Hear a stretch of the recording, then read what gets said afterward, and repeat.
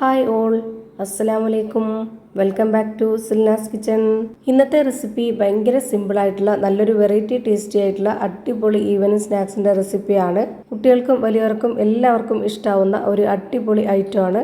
അപ്പോൾ ഇതെങ്ങനെയാണ് തയ്യാറാക്കുന്നതെന്ന് അറിയാനായിട്ട് വീഡിയോ സ്കിപ്പ് ചെയ്യാതെ മുഴുവനായിട്ടൊന്ന് കണ്ടു നോക്കണേ. റെസിപ്പിയിലോട്ട് കിടക്കുന്നതിന് മുമ്പായി സിൽനാസ് കിച്ചൺ ചാനൽ ആദ്യമായിട്ട് കാണുന്നവരാണെങ്കിൽ പ്ലീസ് ഒന്ന് സബ്സ്ക്രൈബ് ചെയ്തേക്കണേ. ഒപ്പം ഈ വീഡിയോസ് നിങ്ങൾക്ക് ഇഷ്ടപ്പെടുകയാണെങ്കിൽ ഒരു ലൈക്ക് ചെയ്ത് ഷെയർ ചെയ്ത് സപ്പോർട്ട് ചെയ്യാനും മറക്കരുത്. ഇനി നമുക്ക് ഇതെങ്ങനെയാണ് തയ്യാറാക്കുന്നതെന്ന് നോക്കാം. ഇതിനു വേണ്ടി ആദ്യം തന്നെ ഞാനിവിടെ ഒരു ബൗൾ എടുത്തിട്ട് അതിലേക്ക് ഗോതമ്പ് പൊടിയാണ് ഇട്ട് കൊടുക്കുന്നത്. മൈദപ്പൊടിയിൽ ചെയ്തെടുക്കണമെന്നുള്ളവർക്ക് അങ്ങനെയും ചെയ്തെടുക്കാം. ഞാനിവിടെ ഓരോ കപ്പും നിറച്ചാണ് എടുത്തിട്ടുള്ളത്. 250 ml കപ്പിൻ്റെ അളവിൽ 2 കപ്പ് ഗോതമ്പ് പൊടി ഈ ഒരു ബൗളിലേക്ക് ഇട്ട് കൊടുത്തിട്ടുണ്ട്. ഇനി ഞാനിതിലേക്ക് ഇട്ട് കൊടുക്കുന്നത് ചിരകി എടുത്തിട്ടുള്ള തേങ്ങ മിക്സിയുടെ ചെറിയ ജാറിലിട്ടിട്ടൊന്ന് പൊടിച്ചെടുത്തിട്ടുള്ളതാണ്. ഗോതമ്പ് പൊടി എടുത്തിട്ടുള്ള അതേ കപ്പ് അളവിൽ തന്നെ 1/2 കപ്പ് അളവിൽ ഇട്ട് കൊടുത്തിട്ടുണ്ട്. ഇനി ഇതിലേക്ക് നല്ലൊരു മണത്തിന് വേണ്ടിയിട്ട് ഒരു 3 ഏലക്ക ചതച്ചതിന് ശേഷം അത് ഇതിലേക്ക് ഇട്ട് കൊടുത്തിട്ടുണ്ട്. ഇനി ഇതിലേക്ക് ഇട്ട് കൊടുക്കേണ്ടത് പഞ്ചസാരയാണ്. ശർക്കരപ്പൊടി വേണമെങ്കിലും ഇട്ട് കൊടുക്കാവുന്നതാണ്. ഓരോരുത്തരുടെ മധുരത്തിനനുസരിച്ച് കൂട്ടിയും കുറച്ചൊക്കെ ഇട്ട് കൊടുക്കുക. ഞാനിപ്പോൾ ഇതിലേക്കൊരു മീഡിയം മധുരമാണ് ചേർത്ത് കൊടുത്തിട്ടുള്ളത്. 1/4 കപ്പ് അളവിലാണ് പഞ്ചസാര ഇട്ട് കൊടുത്തിട്ടുള്ളത്. ഇനി ഇതിലേക്ക് വെള്ള എള്ള് ഇട്ട് കൊടുക്കാം. ഈ ഒരു എള്ളിൻ്റെ മണവും കൂടെ ഉണ്ടെങ്കിൽ ഒരു പ്രത്യേക ടേസ്റ്റാണ്. ഇതുപോലൊരു സ്പൂൺ അളവിൽ 1.5 സ്പൂൺ ഇട്ട് കൊടുത്തിട്ടുണ്ട്. ഈ ഒരു എള്ള് കറുത്ത എള്ളോ വെളുത്ത എള്ളോ ഏതായിരുന്നാലും കുഴപ്പമില്ല, സ്കിപ്പ് ചെയ്യാതിരിക്കുന്നതാണ് ഏറ്റവും നല്ലത്. ഇതിൻ്റെ പ്രത്യേകത ആ ഒരു എള്ളിൻ്റെ മണവും കൂടെ ചേരുമ്പോൾ നമ്മുടെ പലഹാരം പ്രത്യേക മണവും ടേസ്റ്റൊക്കെയാണ്, അതിന് വേണ്ടിയിട്ടാണ്.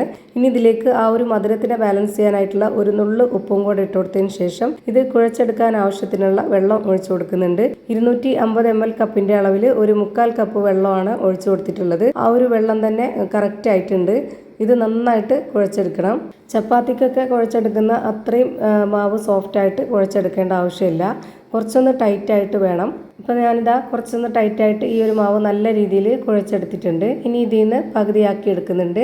എന്നിട്ട് ഇതുപോലെ മാവൊന്ന് റോൾ ചെയ്തെടുക്കുക. ഇനി ഈ ഒരു ബോർഡിൽ വെച്ചിട്ട് കുറച്ചുകൂടെ ഒന്ന് ചെറുതാക്കി എടുക്കുന്നുണ്ട്. ഓരോരുത്തരുടെ ഇഷ്ടത്തിനും വലിപ്പത്തിനും അനുസരിച്ച് ഇത് കട്ട് ചെയ്തെടുക്കാവുന്നതാണ്. ഇതേപോലെ കനം കുറച്ച് ചെറുതായിട്ട് കട്ട് ചെയ്തെടുക്കുകയാണെന്നുണ്ടെങ്കിൽ നമുക്ക് പെട്ടെന്ന് വെന്ത് കിട്ടുകയും ചെയ്യും. അതുപോലെ ഇതെല്ലാം തയ്യാറാക്കുമ്പോൾ തന്നെ കാണാനും നല്ലൊരു ഭംഗിയായിരിക്കും. ഞാനിപ്പോൾ ഈ ഒരു വലിപ്പത്തിൽ എല്ലാം കട്ട് ചെയ്തതിന് ശേഷം ഇതൊന്ന് ഷേപ്പ് ചെയ്ത് കൊടുക്കുന്നുണ്ട്. ഞാനിതുപോലെ ഈ ഒരു ഷേപ്പിലാണ് റെഡിയാക്കി എടുക്കുന്നത്. ഇതുപോലെ തന്നെ എല്ലാവരും ചെയ്തെടുക്കണമെന്നില്ല. ഓരോരുത്തർക്കും ഇഷ്ടമുള്ള ഷേപ്പിലും വലിപ്പത്തിലൊക്കെ തയ്യാറാക്കി എടുക്കുക. പെട്ടെന്ന് ചെയ്തെടുക്കാൻ പറ്റുന്ന, ഒട്ടും തന്നെ എണ്ണയൊന്നും കുടിക്കാത്ത ഒരു നല്ല ഐറ്റമാണ്. ഇപ്പോൾ ഞാനിവിടെ എല്ലാ മാവും ഒരേപോലെ ചെയ്തെടുത്തിട്ടുണ്ട്. ഇനി നമുക്ക് ഇതൊന്ന് ഫ്രൈ ചെയ്തെടുക്കാം. അതിന് വേണ്ടിയിട്ട് സ്റ്റവിലേക്ക് ഒരു പാൻ വെച്ച് കൊടുത്തു. ഫ്ലെയിം ഓൺ ആക്കിയതിന് ശേഷം അതിലേക്ക് കുറച്ച് ഓയിൽ ഒഴിച്ച് കൊടുത്തിട്ടുണ്ട്. ഓയിലൊന്ന് നന്നായിട്ട് ചൂടായിട്ട് വരുമ്പോൾ ഇതുപോലെ ഓരോന്നോരോന്നായിട്ട് ഇട്ട് കൊടുക്കാം. എന്നിട്ട് മീഡിയം ഫ്ലെയിമിൽ വെച്ചിട്ടാണ് ഇത് ഫ്രൈ ചെയ്തെടുക്കേണ്ടത്. എങ്കിലേ എല്ലാം ഒരേപോലെ വെന്ത് കിട്ടുള്ളൂ. ഇപ്പോൾ ഇതിൻ്റെ ഒരു ഭാഗം വെന്ത് കിട്ടി. ഇനി നമുക്ക് ഇതെല്ലാം ഒന്ന് തിരിച്ചിട്ട് കൊടുക്കാം. ഫ്ലെയിം കുറച്ച് വെച്ചാൽ നന്നായിട്ട് വാടിപ്പോവുകയും ഫ്ലെയിം കൂട്ടി വെച്ച് കഴിഞ്ഞാൽ പെട്ടെന്ന് കരിഞ്ഞു പോവുകയും ചെയ്യും. അപ്പോൾ ഒരു മീഡിയം ഫ്ലെയിമിൽ വെച്ച് കൊടുത്താൽ കറക്റ്റായിട്ട് നല്ലൊരു പരുവത്തിന് വെന്ത് കിട്ടും. അപ്പോൾ ഇതെല്ലാം നല്ലപോലെ വെന്ത് വന്നിട്ടുണ്ട്. ഇനി ഇത് എണ്ണയിൽ നിന്ന് കോരി മാറ്റാം. അപ്പോൾ ഇതാ വളരെ പെട്ടെന്ന് തയ്യാറാക്കി എടുക്കാൻ പറ്റുന്ന നല്ല ഈസി ആയിട്ടുള്ള ഒരു അടിപൊളി ടേസ്റ്റി ആയിട്ടുള്ള പലഹാരം റെഡിയായി കിട്ടി. ഇതെല്ലാം ഞാനിവിടെ ഫ്രൈ ചെയ്ത് ഒരു പാത്രത്തിലേക്ക് മാറ്റിയിട്ടുണ്ട്. അത് ഞാൻ കാണിച്ചു തരാം. അപ്പോൾ നല്ല ക്രിസ്പി ആയിട്ടുള്ള അടിപൊളി ടേസ്റ്റി ആയിട്ടുള്ള ഒരു പലഹാരം റെഡിയായി കിട്ടി.